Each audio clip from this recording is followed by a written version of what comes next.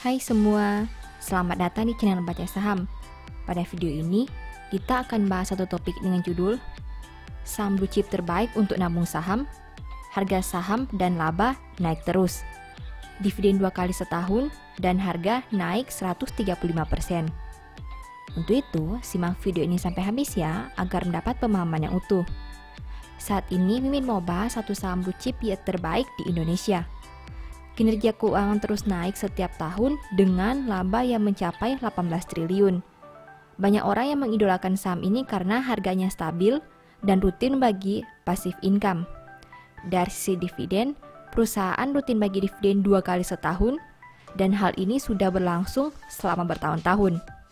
Tidak hanya itu, harga sahamnya juga terus tumbuh, di mana dalam 5 tahun terakhir sudah naik sekitar 135%. Nah, karena laporan terbarunya sudah terbit, Mimin mau bahas kinerja triwulan 2 2022 saham ini. Tentu saja akan ada kesimpulan di akhir video dari aspek yang dibahas. Untuk itu, nonton sampai selesai ya. Seperti biasa, pembahasan ini bersifat edukasi dan bukan rekomendasi. Kamu bisa saja rugi jika beli saham ini. Untuk itu, selalu berhati-hati sebelum membeli saham. Disclaimer on ya. Pertama, aset. BBCA punya aset 1.264 triliun di tahun 2022, sedangkan di tahun 2021 asetnya berjumlah 1.228 triliun. Artinya aset BBCA naik 2,93% dalam 1 tahun. Sekarang mari kita bahas lebih detail. Dari total aset 1.264 triliun, perusahaan punya kredit pihak ketiga 613 triliun. Artinya 48,50% aset BBCA berada dalam bentuk ini. Jika dibanding tahun sebelumnya, pos ini naik 5,51%. Selain kredit pihak ketiga, ada juga efek untuk tujuan investasi. Dari total aset 1.264 triliun, perusahaan punya efek untuk tujuan investasi 230 triliun. Artinya komponen ini punya porsi kedua terbesar di dalam aset BBCA. Jika dibanding tahun sebelumnya, pos ini naik 2,68%. Kedua, liabilitas. BBCA punya liabilitas 1.055 triliun sampai triwulan 2 2022. Sedangkan di tahun 2021, liabilitasnya berjumlah 1.019 triliun. Artinya hutang BBCA naik 3,53% dalam 1 tahun. Nah, dari total liabilitas 1.055 triliun, perusahaan punya simpanan pihak ketiga 1.000 triliun. Artinya 94,79% hutang BBCA berada dalam bentuk ini. Jika dibanding tahun sebelumnya, pos ini naik 3,63%. Selain simpanan pihak ketiga, ada juga beban masih harus dibayar. Dari total liabilitas 1.055 triliun, perusahaan punya beban masih harus dibayar 19 triliun. Artinya komponen ini punya porsi kedua terbesar di dalam liabilitas BBCA. Jika dibanding tahun sebelumnya, pos ini naik 5,56%. Ketiga, ekuitas. BBCA punya ekuitas 202,98 triliun sampai triwulan 2 2022. Jika dibanding tahun sebelumnya dengan angka 202,71 triliun, berarti ekuitas BBCA naik 0,13%. Dari total ekuitas 202,98 triliun, perusahaan punya saldo laba belum digunakan sebanyak 180 triliun. Artinya 88,68% ekuitas BBCA berada dalam bentuk ini. Jika dibanding tahun sebelumnya, pos ini naik 1,69%. Keempat, pendapatan bunga. BBCA punya pendapatan 33,63 triliun sampai triwulan 2 2022. Sedangkan di tahun 2021 pendapatannya berjumlah 32,95 triliun. Berarti pendapatan BBCA naik 2,06% dalam 1 tahun terakhir. Kelima, biaya bunga. BBCA punya biaya bunga sebanyak 3,96 triliun. Sedangkan di tahun 2021 biayanya berjumlah 4,83 triliun. Berarti biaya bunga turun 18,01% dalam 1 tahun terakhir. Keenam, laba. BBCA mampu menghasilkan laba sebanyak 18,04 triliun. Jika dibanding tahun sebelumnya di angka 14,45 triliun, berarti laba BBCA naik 24,84% dalam 1 tahun terakhir. Ketujuh, rasio keuangan. BCA punya ROE 17,70% dengan NPM 39,90%. Sedangkan untuk sisi resiko, saham ini punya DER 522%. Rasio keuangan BBCA sangat memuaskan hingga Juni 2022. ROE dan NPM di atas 15% dengan memiliki komposisi DER yang masih ideal. Kedelapan, valuasi. Saham ini punya PER 27,9 kali dan PBV 4,9 kali.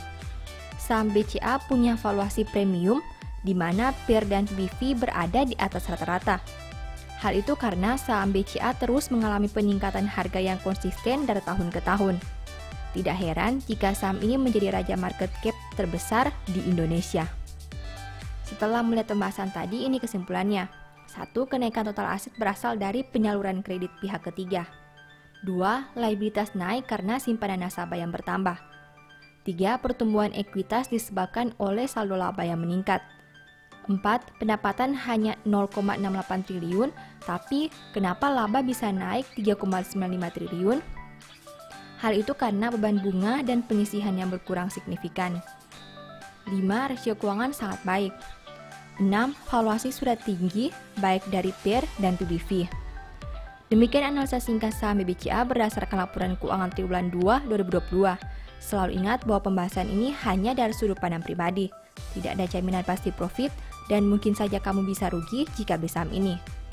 Sebagai informasi, di tahun 2022, Mimin menulis ebook baru dengan judul Cara Cepat Analisa Laporan Keuangan.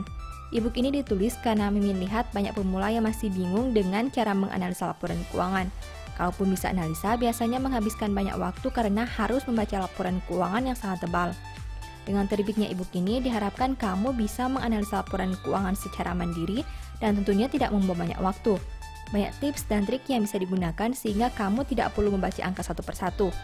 Mimin juga memberi bonus file Excel secara gratis yang berguna untuk melakukan screening laporan keuangan otomatis. Kamu hanya perlu mengisi data keuangan dan formula Excel akan menganalisa secara otomatis serta memberi saran apakah laporan keuangan tersebut baik atau kurang baik.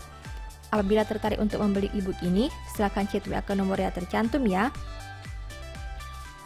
Mimin juga mau infokan bahwa BBCA merupakan salah satu saham yang dibahas di ebook Analysis Report kuartal 2 2022.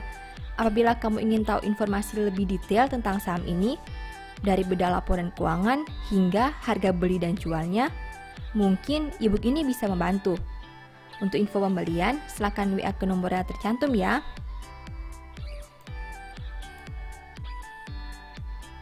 Sebagai penutup, demikian informasi pada video ini, semoga bisa memberi manfaat kepada kamu semua ya. Oh iya, saya mau menyampaikan bahwa sekarang Baca Saham punya 3 ebook tentang saham yang mungkin saja bisa berguna bagi kamu, yaitu Strategi Nabung Saham, Analysis Report, dan The Stock Market. Berikut perbedaan antara 3 ebook tersebut. Ebook Strategi Nabung Saham berfokus pada pembahasan teknik, money management, dan semua hal yang berhubungan dengan nabung saham. Poin intinya bisa dilihat pada tampilan berikut ini. Ebook Analysis Report berfokus pada hasil analisa fundamental 12 saham pilihan berdasarkan laporan keuangan terbaru. Poin intinya bisa dilihat pada tampilan berikut ini. Ebook The Stock Market berfokus pada panduan bagaimana menganalisa fundamental suatu perusahaan dan money management yang baik. Poin intinya bisa dilihat pada tampilan berikut ini. Apabila kamu tertarik membeli salah satu dari 3 ebook tadi, silakan chat WA ke nomor yang tertera di layar ya. Ingat, hati-hati terhadap semua jenis penipuan yang mengatasnamakan baca saham. Baca Saham tidak pernah mengelola dana ataupun melakukan penjualan produk di luar Instagram, YouTube, dan Telegram resmi Baca Saham. Saya mau mengutip satu statement yang semoga bisa menjadi semangat bagi teman-teman. Tangan yang lamban membuat miskin, tetapi tangan orang rajin menjadikan kaya. Thank you.